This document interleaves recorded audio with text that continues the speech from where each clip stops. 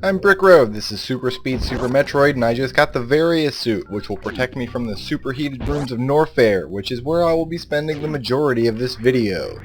Nobody knows who that dead guy is. There's lots of fan speculation, but at the end of the day, he remains one of Metroid's many well-guarded mysteries.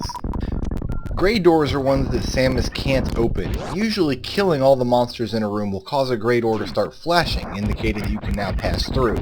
Some gray doors only start flashing after you've killed the boss of an area, such as the one guarding the energy tank I'm about to get. Then there are a couple which flat out can never be opened at all. You can only go through them in one direction. No matter what color a door is, red, green, yellow, or flashing, once you've opened it the first time, it will turn blue and stay that way for the rest of the game. Sometimes, especially in speedruns, it's beneficial to pre-open a door you don't plan on going through yet, so you don't have to do it later. We're now heading down the elevator I skipped and going into Norfair, the fiery core of planet Zebus. In Criteria and Brinstar we picked up the basis of Samus's moveset, Morphing Ball Bombs, missiles. In Norfair you build on that set with some advanced items, Ice Beam, Speed Booster, and Grappling Beam. Here's an example, by the way, of pre-opening a flashing door. Easier to do it now than to have to hunt that little crawly bastard down on my way back. The game is designed to funnel you down into this early section of Norfair before Kraid. The elevator is the obvious path, so that's the one most players will take. They'll come down here and get the energy tank and the high jump boots, but won't be able to go much further because of the superheated rooms. That's when they've got to examine their map and see if there's an area beyond the elevator they haven't explored yet, and start looking for ways to get over there. Much of the game is designed that way. The obvious path leads to a dead end, which either grants an item or gives some useful information about the map. The player advances by examining the map and thinking about where secret passages might be hidden. Before long, the player will have developed a sense of what the game might do before it does it. Veteran players like me could even feel their Metroid sense tingling in other games, and know the most likely spots to look for secrets even if there aren't any obvious clues. The wavy background in this area indicates a superheated room. Samus's energy will drain very quickly unless you have the Varia. It is possible, albeit difficult, to get through without the Varia if you've picked up every single energy tank you can reach and have mastered a move called the Crystal Flash. This is a semi-famous trick where Samus uses up some of her missiles, super missiles, and power bombs to completely restore her energy. I use a couple wall jumps in this room to facilitate a few minor sequence breaks. Number 1, going up the left-hand wall to get into a room containing 10 more missiles and a reserve tank. The quote-unquote correct way into this room is to come back with the grappling beam, which I won't be getting at all in this run. I typically leave this reserve tank behind when I'm doing an all-out speed run. It's more of an insurance policy than anything.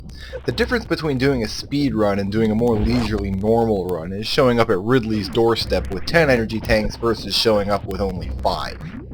It's really all in how much backtracking you want to do. I could, if I wanted, go back up through Brinstar and pick up 2 energy tanks I couldn't get before. 4 if I wanted to also pick up some power bombs. In fact, if you wanted to re-explore the entire world after getting each new item, you'd probably find something new on each pass. No doubt that's how a lot of first-time players experience the game. I think it's deliberately designed that way. Look at it from the point of view of someone who's stuck. They're forced to go back through the old areas looking for something they missed.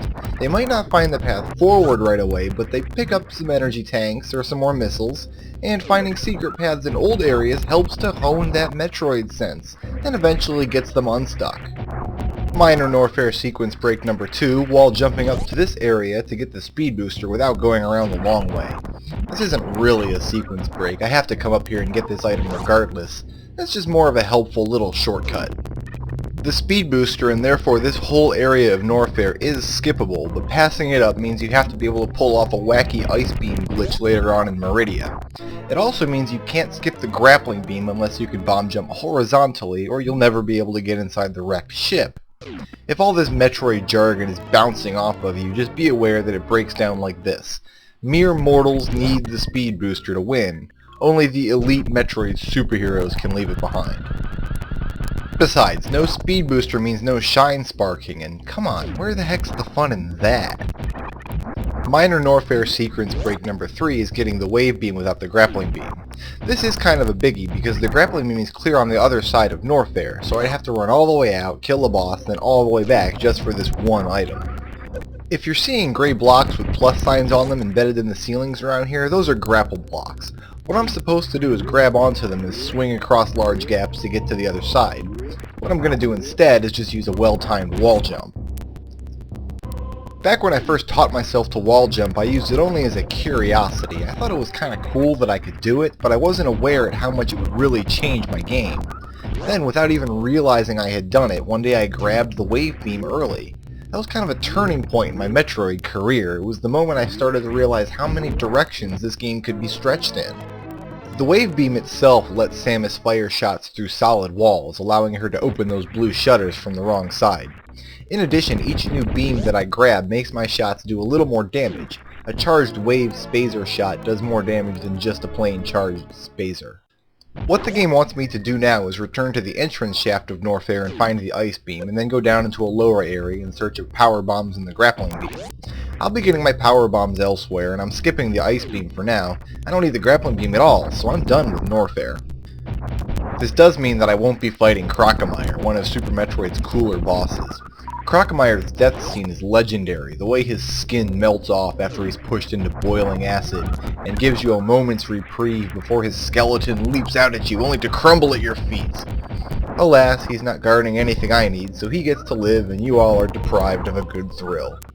Super Metroid is constantly bringing you back to old areas by way of newly opened paths, such as the case with the Speed Booster hallway. I can save my game just outside the Norfair entrance shaft, which is right where I want to be to start off the next video. I'll see you back here.